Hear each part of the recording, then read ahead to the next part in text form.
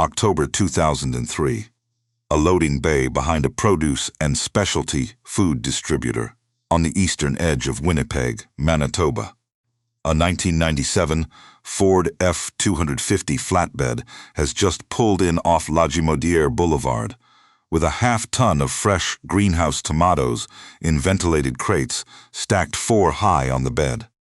The woman who climbs out of the cab is 44 years old. Her name is Constance Aldridge. She is wearing steel-toed work boots, a canvas barn jacket with a cracked left pocket button, and a University of Manitoba ball cap she has owned since 1987. The distributor's receiving manager, a careful man named Harold, who has been buying produce in Winnipeg for 19 years, walks out to inspect the load. He has never in 19 years taken a first-time supplier without a referral. 3 weeks earlier, Constance had called his office from a payphone at the Irving station on Highway 59 because the cell signal died the moment she turned off the main road toward her property. Harold had taken the call because the woman on the other end had not wasted a single word. The check he hands her at the end of the unloading will be for $4,260, the largest single payment Constance Aldridge has received in her adult life. But this story does not begin in Winnipeg. It begins 22 months earlier, on a Thursday morning in December of 2001, at a co-op gas bar on the south end of Steinbach, Manitoba.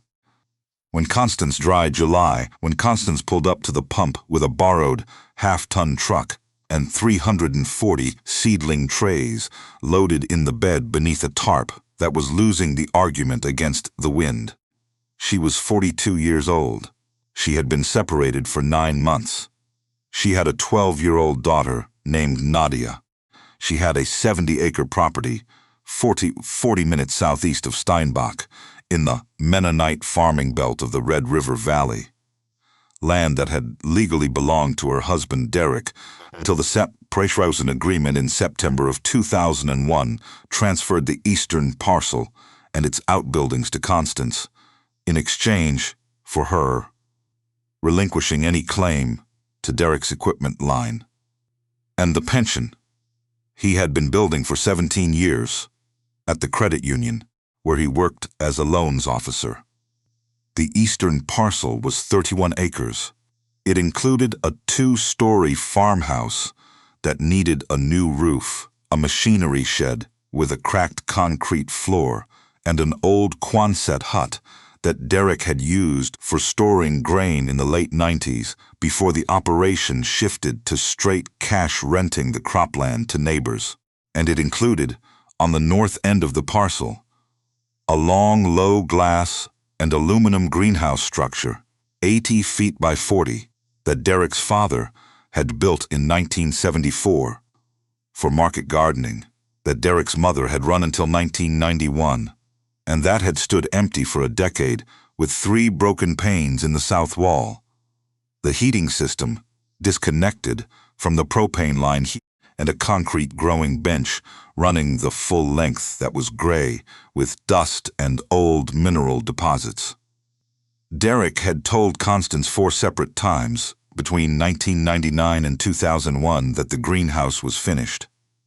The glazing was too old. The heating infrastructure was a liability. Retrofitting it would cost more than it was worth. He had priced it with a contractor friend, he said, and the quote had come back at over $20,000 just to bring the heating and ventilation to code. He had suggested they either demolish the structure and sell the aluminum or rent the footprint as cold storage to a neighbor. Derek had been wrong. Constance had known he was wrong from the first autumn she had spent on the property, in 1995, when Derek's mother Evelyn was still alive and still running the greenhouse in a reduced capacity, growing transplants in late winter and selling them from a card table at the Steinbach Farmers Market. Evelyn had walked Constance through every system in the structure on a cold November morning. The glazing was old, yes, but double-wall polycarbonate panels had been coming down in price since the late 80s, and a full repanel of the south-facing wall was a one-weekend job if you had 2 people and a scaffold. The heating system was a 1970s gravity flow hot water boiler, and yes, it needed replacing, but not with a commercial unit. A modern in-floor hydronic system adapted from residential renovation supplies could be installed for under $4,000 by any competent plumber. The ventilation was a single ridge vent and 2 sidewall fans, both still functional. The concrete bench was solid. The structure itself was aluminum and glass on a poured footing, and it was not going anywhere. Evelyn had died in 1997. Constance had not told Derek what Evelyn had told her. She had not, in the 3 years between Evelyn's death and the separation, found the right moment, or perhaps the right reason, to say it. Derek had not been interested in the greenhouse. Derek had been interested in the cash rent income from the cropland and the predictability of his credit union salary, and the particular comfort that comes to a man who has decided not to think too carefully about things he might have to act on. Constance had taken the eastern parcel in the settlement. She had taken the farmhouse and the machinery shed and the Quonset and the old greenhouse that everyone agreed was finished. She had spent the autumn of 2001 making a single decision at a time. The first decision was to call a plumber from Steinbach named Albert Dyke, who had done some pipe work at the credit union branch, called not because she knew him well, but because Evelyn had once mentioned his name in connection with a bathroom renovation, and Evelyn had not mentioned anyone's name without reason. Albert Dyke came out on a Saturday in October. He walked the greenhouse for 45 minutes. He told Constance that the original boiler was scrap, that the pipe runs were in reasonable shape, and that if she was willing to supply the materials, he could install a new hydronic system in a long weekend for $1,200 in labor. The materials, he estimated, would run another $2,200. Constance thanked him and told him she would call him back. The second decision was to call a building supply company in Morden and ask about polycarbonate glazing panels. The quote for enough panels to replace the 3 broken south wall sections and re-glaze the entire roof came back at $1,800, delivered. The third decision was to look at her bank account, which held $3,400, which was every dollar she had, outside of the separation agreement assets. She sat at the kitchen table with Nadia doing homework across from her, and she did the arithmetic on a yellow legal pad. Heating system, $3,400. Glazing, $1,800. Seedling trays and growing media, she did not yet know. Seed stock, she did not yet know. Total known expenditure, $5,200. Available capital, $3,400. She was short $1,800. She looked at the arithmetic for a long time. Then she picked up the phone and called Albert Dyke back and told him she would need to stage the work. She would start with the heating system in November and re-glaze in January. When the supply company had a winter clearance pricing window that Albert had mentioned in passing, Albert said that was fine. He said he had one question. Had she ever grown in a greenhouse before? Constance said no. Albert was quiet for a moment. Then he said, "All right." He did not say anything else. Constance drove to Steinbach the following Saturday and bought 344-inch seedling trays, 6 bags of perlite, 12 bags of peat-based growing medium, and 2 seed catalogs from the agricultural supply on Main Street.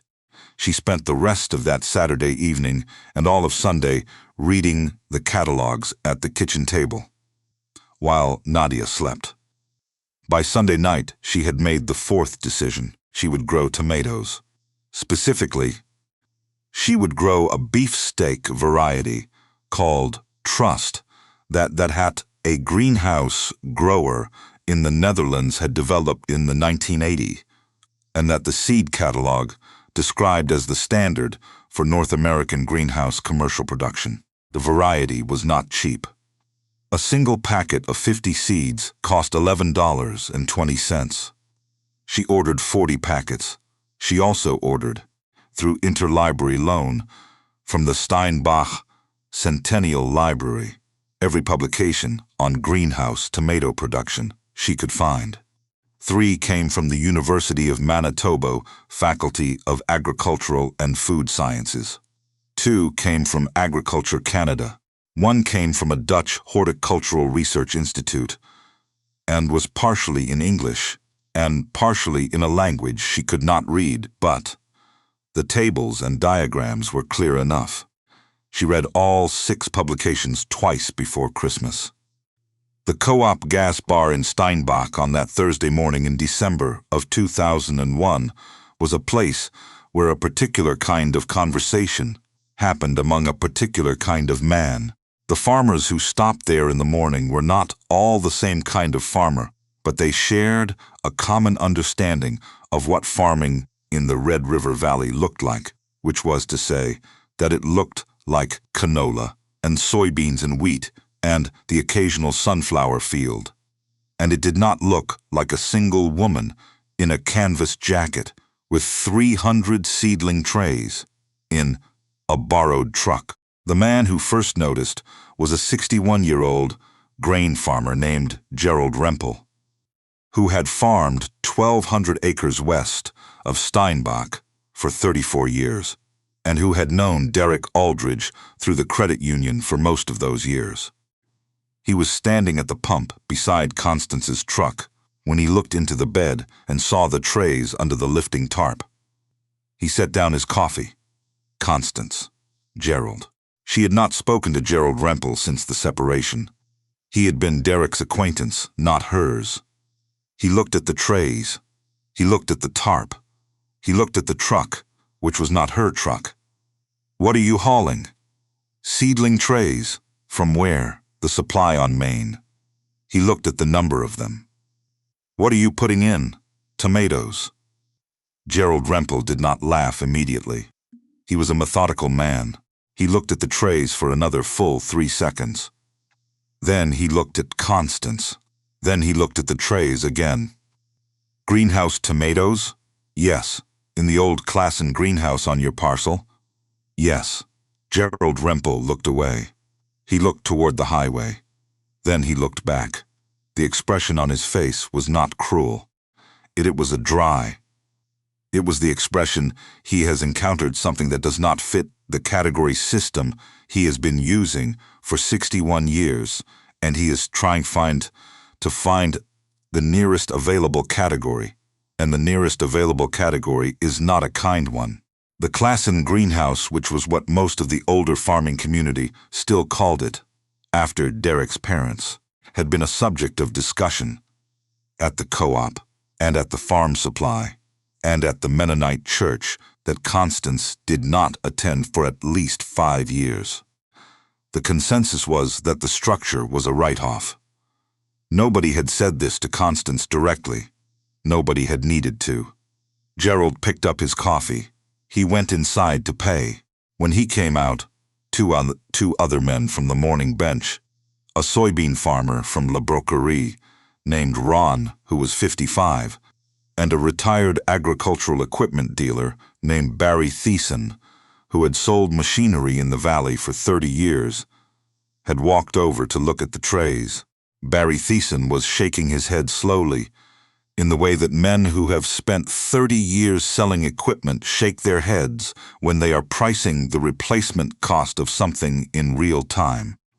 Does she know what the heating alone is going to cost in January? Barry said to Ron. Ron said he did not know what she knew. Gerald came back out from the co-op.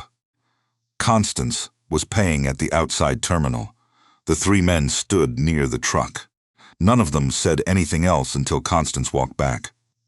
Then Barry Thiessen said, with the particular gentleness that covers a complete absence of expectation. Constance, the heating costs in January in a structure that size you're looking at. I know what I'm looking at, Barry. He stopped. He had not expected to be interrupted. He nodded. Constance got in the truck. Constance got in the truck. She did not look at the three men when she pulled out of the co-op. Nadia had been in the passenger seat the whole time. She was 12. She had heard everything through the window. Mom. Yes. Were they saying the greenhouse won't work? They were saying it will be expensive. Will it be expensive? Constance watched the highway for a moment. It will be what it is, she said. We already know what it costs. The greenhouse heating system went in over the third weekend of November. Albert Dyke and his brother-in-law working 2 full days while Nadia handed tools and Constance ran the tea and held the pipe sections. By the time they were done, the concrete floor under the growing benches was warm to the touch by 5 in the afternoon. The reglazing happened in the second week of January during a cold snap that made the polycarbonate panels crack at the edges if you handled them too fast, which meant the work took 3 days instead of 2. Constance and a neighbor's teenage son named Theo, who she had hired at $10 an hour because he was 17 and strong and did not talk too much. By mid-January, the greenhouse was sealed, heated, and lit by the supplemental grow lights Constance had bought second-hand from a vegetable operation near Portage, La Prairie, that had gone under in 2000. She seeded the first trays on January 18, 2002. She seeded them alone, Nadia at school, the radio playing a call-in program from CJOB that she did not listen to because she was counting seeds. The first 6 weeks were the hardest. Greenhouse tomato seedlings are particular about temperature differentials between day and night, about humidity that does not tip into condensation, about root zone warmth that stays between 18 and 22 degrees Celsius, while the air above stays 10 degrees cooler. But it was a dry July. Constance lost approximately 9% of her first seeding in the first 3 weeks to a damping off fungus that she did not immediately recognize because the catalog description made it sound like a visible mold, and what she was seeing was invisible until the seedlings simply tipped over at the soil line without warning. She called Agriculture Canada's Crop Advisory Line on a Tuesday morning in February and described what she was seeing. The agronomist who answered was a woman named Dr. Catherine Webb, who had been advising on greenhouse production for 18 years. Dr. Webb asked Constance 4 questions. Then she said, "You've got Pythium. Reduce your night temperature by 2 degrees, increase your bench airflow, and drench the surviving trays with a copper-based fungicide at quarter strength. Do it today." Constance did it that afternoon. The losses stopped within 4 days. Dr. Webb called back 3 weeks later to follow up. She had not done that for a first-time caller before, she said. She had called back because Constance had asked, in that first conversation, not just what to do, but why. And the woman who asks why is a different kind of grower than the woman who only asks what. They spoke for 40 minutes. Dr. Webb told her about calcium deficiency and blossom end rot. She told her about the importance of truss pruning for uniform fruit sizing. A goal, she told her that the trussed variety she had chosen was correct for her market, but that she should consider adding a cluster variety in her second season for higher-end restaurant accounts.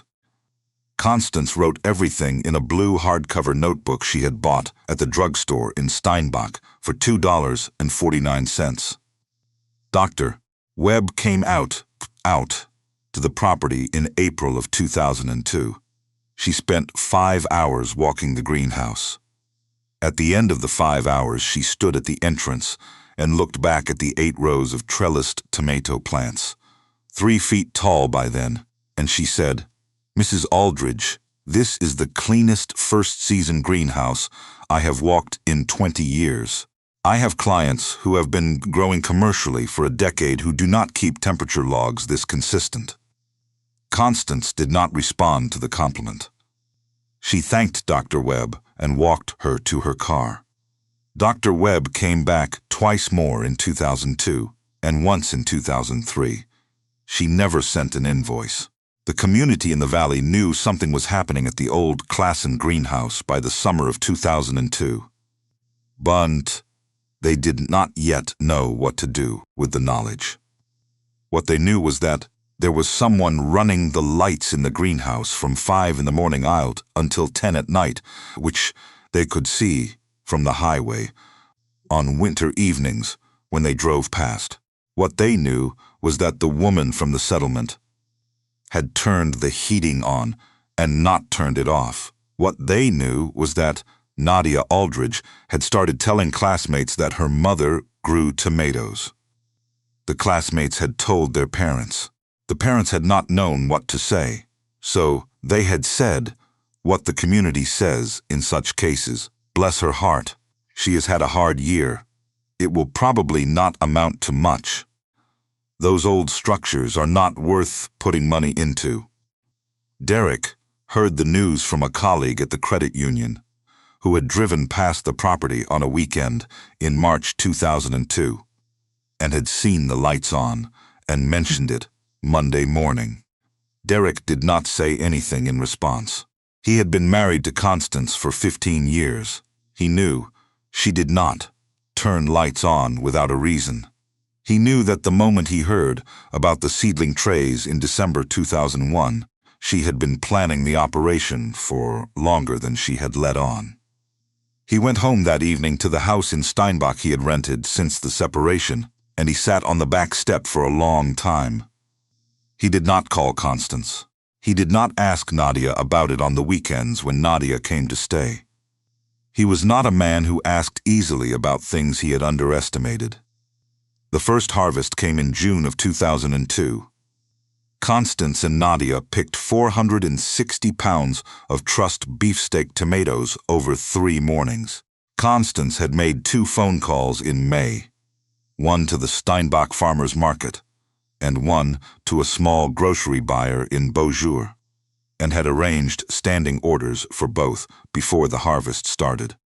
The farmer's market order went at $2.20 per pound.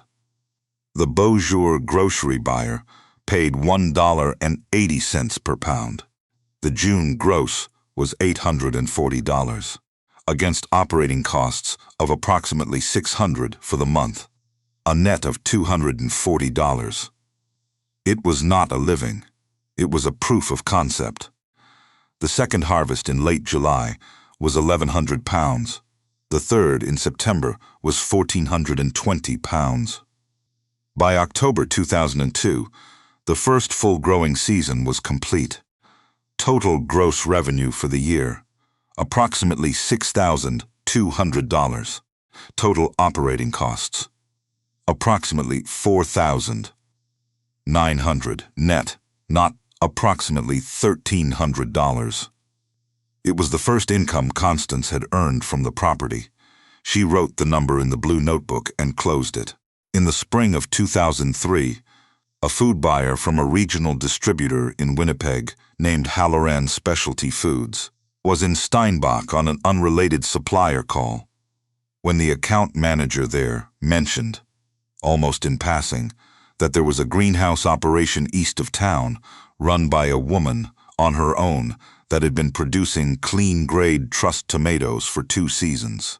The buyer's name was Norm Halloran, 51 years old, the second generation of his family's distribution business.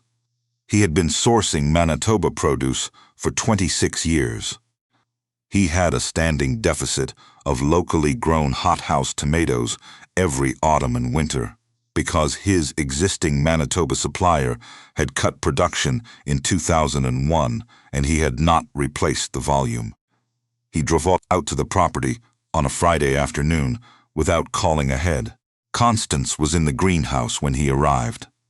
She came out with soil on her gloves and a temperature log under her arm. He introduced himself. She listened without expression. He asked if she could supply 120 pounds per week on a standing order through the autumn and winter season. She asked what his price was. He said $2.40 per pound. FOB Winnipeg. She told him she needed 48 hours to confirm the volume capacity. He said, "Take the time." He left his card tucked into the door frame because she had not reached out to take it. She went back into the greenhouse. She walked the rows. She counted the truss clusters on the current planting.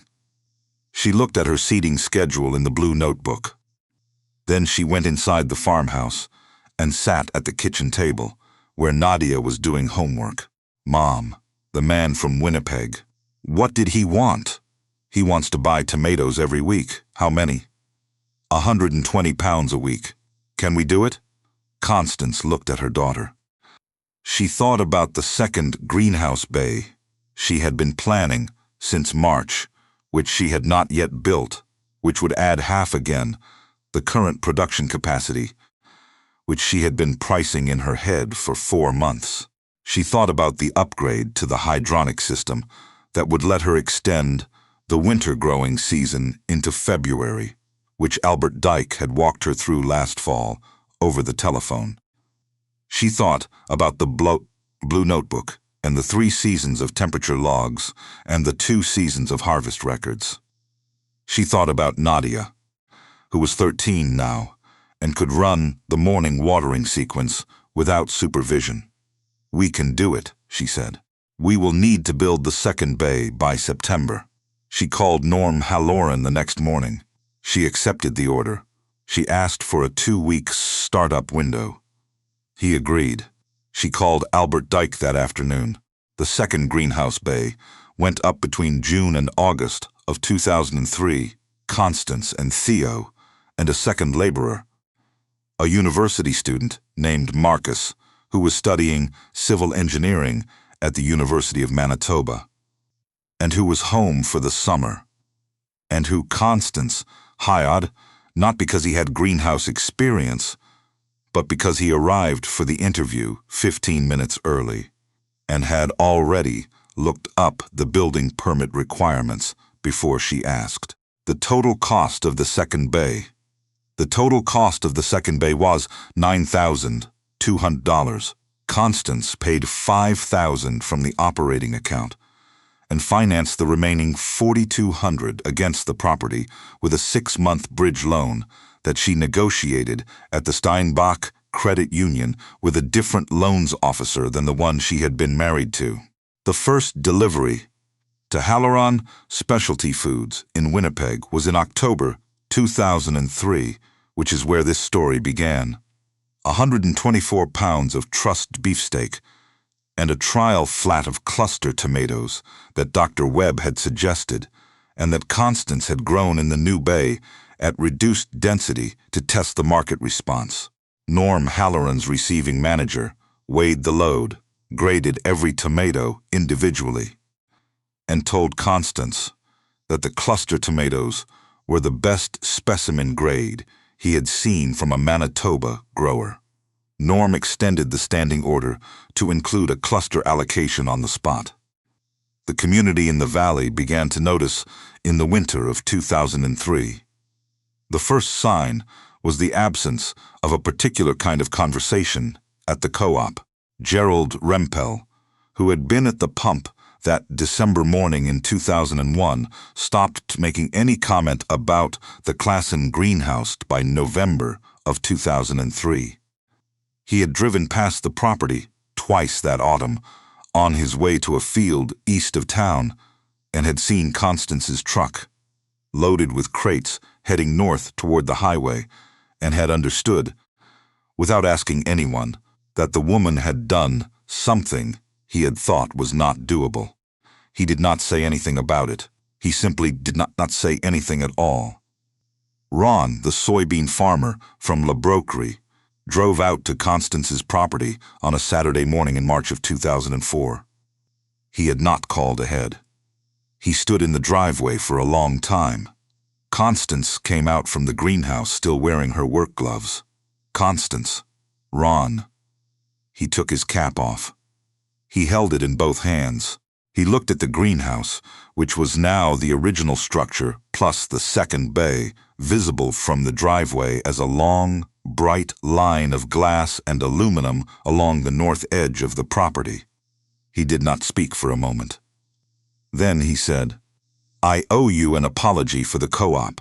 I didn't say much that morning, but I was standing right there, nodding along, and I want you to know, I knew then what I know better now, which is that I had no right to write off what you were doing before you'd had a single season." Constance was quiet. She had not expected Ron on her driveway. She had not expected an apology from Ron specifically. She nodded. She said, "You didn't have to come out here," he said. "Yes, I did." He paused. He looked at the greenhouse again. "Can I ask you something?" "Yes. Where did you learn to do this?" Constance looked at him for a moment. She had not told this part of the story to anyone. She had not told Dr. Webb the full answer. She had not told Norm Halloran. The full answer was this. Derek's mother Evelyn had told her everything she needed to know on a cold November morning in 1995, 8 years before the first Winnipeg delivery. She had memorized what Evelyn told her. She had read everything she could find that built on what Evelyn told her. She had waited, not impatiently, for the moment when she would need to use it. And when the moment came, she had used it. She did not want to give Ron the full answer. The full answer was private, in a way she did not yet have language for. "I read everything Agriculture Canada published on this variety," she said.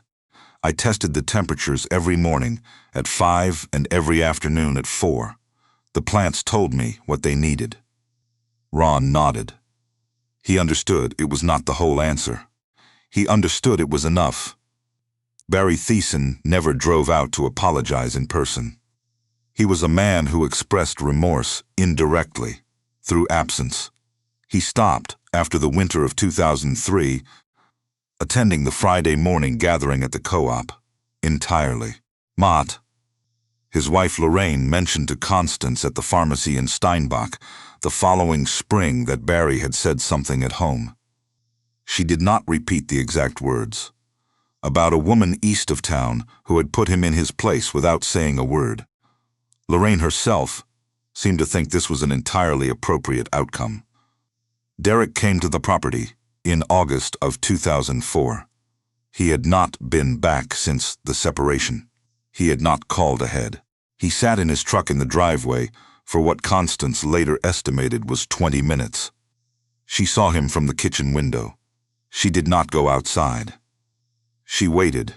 Eventually he got out. He walked to the porch. He knocked. Constance, Derek. He was 46. He looked the way men look when they have spent 3 years living in a rented house, making a series of decisions they cannot entirely defend to themselves. He had not found anyone after the separation. Constance had not been following this closely, but Nadia had mentioned it once without elaborating. He asked if he could come in. She let him in. They sat in the kitchen. She offered him coffee. He took it. He held the cup in both hands and looked at the table for a long time before he spoke. "I am not here to ask you to reconsider anything," he said. "I am not here to talk about Nadia, though I want to, and I know that is a separate conversation that she controls. I am here because I have been carrying something for 3 years, and I need to put it down." He stopped. He looked at the window. He looked at the greenhouse visible through it. Both bays now. The supplemental grow lights already on, in the near bay, even in August, because Constance was running a late start planting for the winter supply season. "I knew the greenhouse was not finished," he said. "I knew it when I told you it was. My mother had told me everything she told you. She told me in 1996, a year before she died. I knew the glazing could be replaced. I knew the heating system was manageable. I let you believe it was a write-off because I wanted the eastern parcel to stay useless. I wanted it to be a settlement asset that settled nothing. I wanted you to take it and be diminished by it. I have known this about myself since the first winter you turned the lights on. I have driven past this property 6 times in the past 2 years. Every time I drove past, I told myself I would come and say this out loud. It took me until now. What you have built here on land I told you was worthless is exactly what my mother believed this land was. I am sorry for the greenhouse. I am sorry for a great many other things. But I am especially sorry for the greenhouse because I knew, and I lied, and you built it anyway. Constance was quiet for a long time. Derek, she said finally, I knew you knew. I had suspected it from the second winter after the separation. I had found a note in Evelyn's handwriting in an envelope in the greenhouse office, addressed to you, from 1996, that described the same renovation sequence she had described to me in 1995. You had opened the envelope. You had read the note. And you had told me the structure was finished.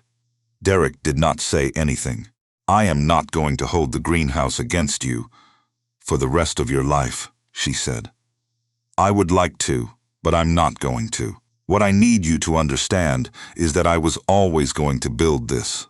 The settlement gave me the opportunity, but I would have found another way. Evelyn knew I would. That is why she told me. She stood up. She walked to the counter and refilled her own coffee. She did not refill his. You can see Nadia when she is ready to see you. I will not stand in the way of that. But you need to let her choose the timing. Derek stood up. He picked up his cap from the table. He walked to the door. He stopped in the doorframe. The tomatoes, Constance. What you are growing in there. My mother would have been. He stopped. He could not finish the sentence. He left. Constance stood at the kitchen window and watched him pull out of the driveway. She did not cry. She had made her peace with Derek Aldridge somewhere in the first hard winter of growing, when she had been alone in the greenhouse at 6 in the morning, checking the temperature differential and understanding with the particular clarity that comes at 6 in the morning in a warm greenhouse in a Manitoba winter, that she was exactly where she needed to be. She walked back to the kitchen table. She opened the blue notebook to the next blank page. She wrote, Derek came today. Said he knew about the greenhouse. Said he was sorry. She closed the notebook. She went back out to the second bay to finish the morning temperature log.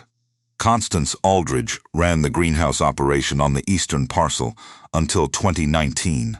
By that year, the original 80 by 40 structure and the second bay had been joined by a third bay, added in 2009, bringing the total growing area to just under 14,000 square feet. The operation was supplying 4 accounts in Winnipeg, 2 in Brandon, and 1 specialty grocery buyer in Portage-la Prairie. Annual production was approaching 90,000 pounds. Nadia Aldridge, who had watched her mother count seeds at the kitchen table in January 2002, had come back to the property in 2014 after completing a master's degree in sustainable food systems at Dalhousie University. She had brought with her a husband named Peter, who had grown up on a market garden operation in the Fraser Valley, and who understood tomato cultivation the way men raised on it understand it. In the hands, not just in the head. Nadia took over daily operations management in 2016. The operation was registered by then as Aldridge Greenhouse Growers, with Constance as founding partner and Nadia as operating partner. Peter and Nadia had a daughter in 2017 and a son in 2019. The daughter's name was Evelyn. The son's name was Thomas. Both were raised in the farmhouse on the eastern parcel.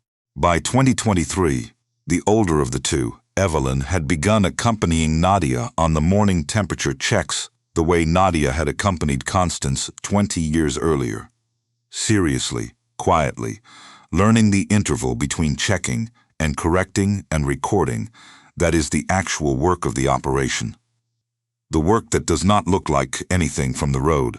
Constance still walked the greenhouse every morning at 5:30 until the summer of 2023, when her knees made the decision for her. She walked it sometimes with Evelyn. She walked it sometimes with Nadia. She walked it sometimes alone. With the same thermos of black coffee she had carried out on the cold January morning in 2002, when she had seeded the first trays by herself, while the radio played a program she was not listening to.